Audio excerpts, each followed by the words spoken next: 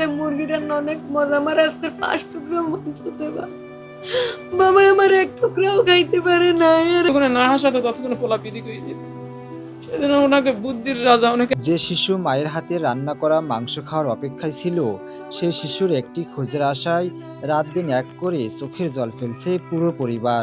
নিখোঁজ হওয়ার আগে শেষবার বন্ধুর জন্য বিস্কুট হাতে নিয়ে খেলতে বের হয়েছিল 5 বছরের ছোট্ট ইব্রাহিম, কিন্তু তারপরেই যেন হাওয়ায় মিলিয়ে যায় সে।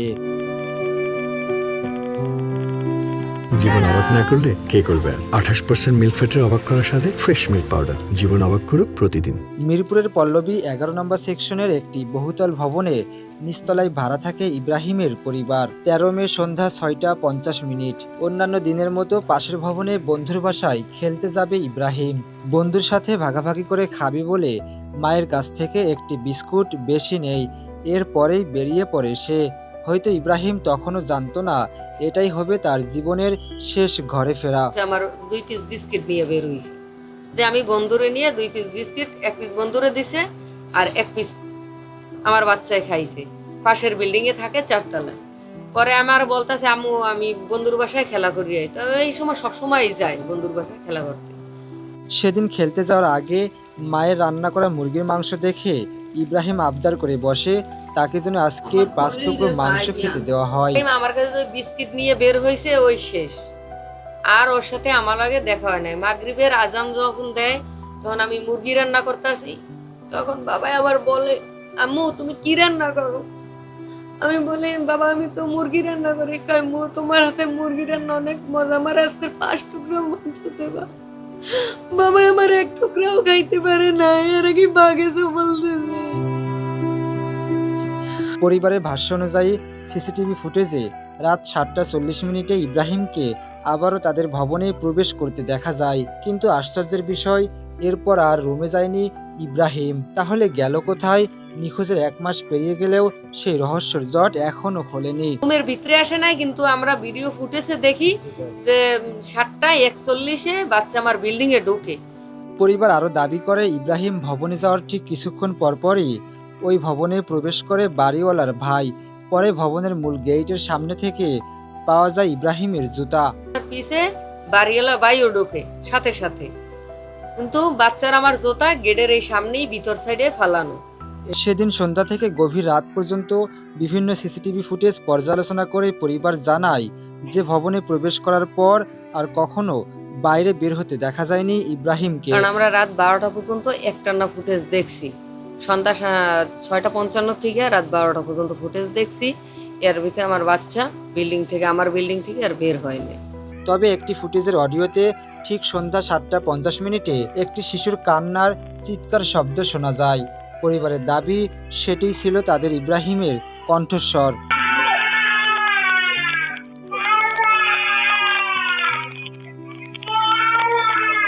ইব্রাহিমের বাবা জসিমউদ্দিন পেশায় একজন ফুচকা বিক্রেতা। সীমিত আয়ের সংসার হলেও ছেলেকে নিয়ে ছিল তার অনেক বড় স্বপ্ন।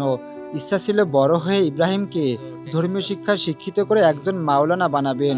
কিন্তু ভাগ্যর নির্মম পরিহাসী, মাদ্রাসার বারান্দায় পা রাখার আগেই হারাতে হলো আদরের সন্তানকে। যখন ঢুকে আমার বাড়িওয়ালার পিছনে যখন ঢুকে, কিন্তু কিছুক্ষণ পরে একটা ইব্রাহিমের চিৎকারের আওয়াজ আসে। সিসি ফুটেজটা আমাদেরকে যাদের এই সিসি ক্যামেরা সংগ্রহ এই বাড়িওয়ালার ছেলে দিছে, যে এটা ওই মোবাইলের সাথে কালেক্ট করা। তাই উনি বলছে যে উনি চায়না আছে, চায়না থেকে এই ভিডিওটা পাঠাইছে। চায়না থেকে যে ভিডিওটা পাঠাইছে ওই ভিডিওতে আমার পোলার চিৎকার আসে যে এটা ইব্রাহিমের একটা, আমার ছেলে স্পষ্ট বানাবে ইব্রাহিম। কিন্তু সিসি ক্যামেরা ফুটেজে ওই আওয়াজটা আসে না, কিন্তু মোবাইল থেকে যে ভিডিওটা দিয়েছে ওই ভিডিওটা আমার ইব্রাহিমের চিৎকার আসে। 7:40 ঢোকে, 7:50 দিকে ইব্রাহিমের চিৎকারের আওয়াজটা আসে। আমার বিল্ডিং থেকে বের হলো না।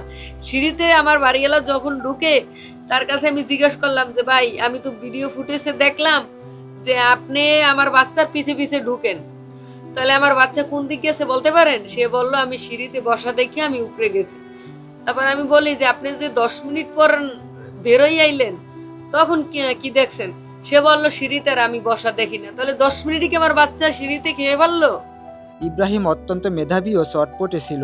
কোথাও কখনো গেলে নিজেই একা পথ চিনে বাড়ি ফিরতে পারত। বাবার কাজে নানানভাবে সহায়তা করত সব সময়। আমি রাজা বলে অনেক সময় ডাকছি রাজা। বুদ্ধি বিবেক কাজ কাম এই গাড়ির মাল জিনিস এত আগুয়াই দিত, কোন সময় যাওয়ার সময় আমার টুলটা লাগবে বসার, টুলটা ভুলে থুয়ে যেতাম, দৌড়ে যে বাবা টুল থুয়ে গেছে, টুলটা আগায় দিয়ে দিত। পানির বোতলটা বাবারে একটা বোতল নিতাম পানি খেতে, বোতলটা আগায় নিয়ে দিয়ে আসতো। কোন জিনিসটা বাপের প্রয়োজন এটা সে বুঝতো। মসজিদে গেলে পিছন দিয়ে গলাটা যায় জড়াই ধরতো, জড়াই ধরলে একটু হাত দিয়ে দলে বসতো যে বাবার নামাজের আস্তে সাইডে দিয়ে পিছনে খেলতো। বাবা তাকে কখনো রাজা কখনো বা বন্ধু বলে ডাকতো। বাবার কখনো মন খারাপ হলে ইব্রাহিম জড়িয়ে ধরে হাসানোর চেষ্টা করত। কষ্ট দেখতে খুব আমার জড়াই ধরতো। আমি কোনো সময় ঘুমের তাল করে আমি কিন্তু আমি ইব্রাহিমে মরে গেলাম, পোলা পুরা বিদিক হয়ে যেত, আমাকে যতক্ষণ না হাসাতে পারতো। যত আমি ইব্রাহিম নামে ডাকতাম, কোনো সময় আমি খলিল নামে ডাকতাম, কোনো সময় আমি আমার বন্ধুও ডাকতাম, কোনো সময় আবার রাজা নামে ডাকতাম, রাজা।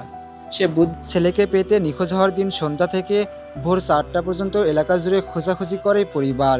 না পেয়ে পরদিন পল্লবী থানায় মামলা করে। কেউ বের করতে পারে, বা আমরা শুইছি তারপরও তো কেউ বের করতে পারে। 4টা পর্যন্ত আমরা, সকাল 4টা পর্যন্ত খুঁজছি। পুলিশ আসছে, তারপর র্যাব স্যারেরাও আসছিল।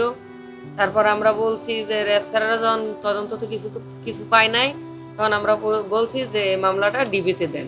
শিশুটির সন্ধান এবং ঘটনা রহস্য উদ্ঘাটনে কাজ অব্যাহত রয়েছে বলে জানিয়েছে সংশ্লিষ্ট প্রশাসন। দ্রুত ও নিরপেক্ষ তদন্তের মাধ্যমে ইব্রাহিমের সন্ধান এবং প্রকৃত ঘটনার রহস্য উদ্ঘাটনের দাবি জানিয়েছে পরিবার। দিয়েছিলাম আমাকে কলিজা ঠান্ডা করার মতো এক সন্তান, কিন্তু সে আজ আমার বুকে নেই। এই জন্য বণিক প্রশাসনকে বলি মিনতির সাথে, যাতে প্রধানমন্ত্রীকে বলি আমার কাজ দায়িত্বটা, পুলিশের দায়িত্বে আমি পারবো না আশাবাদী না, তবে ডিবি যদি এই কাজটা করে, ডিবি যদি দায়িত্বটা দেয় তাদের কাছ থেকে, তাই আশাবাদী যে আমার সন্তান কে গুম করেছে, কে অপহরণ করেছে, কোথায় গেছে, কি অবস্থা আছে, তাদের কাছ থেকে আশা করি তথ্যটা আমি পাবো, এতটুকু আশা রাখি। যে ঘর একসময় ছোট্ট ইব্রাহিমের হাসি খেলায় মুখর থাকতো, আজ সেখানে নেমে এসেছে এক গভীর শূন্যতা। প্রতিটি দিন প্রতিটি রাত যেন এক একটি অপেক্ষার নাম।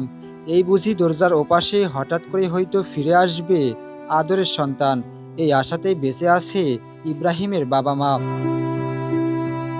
রুমান হাসান তামিম, রূপালী বাংলাদেশ।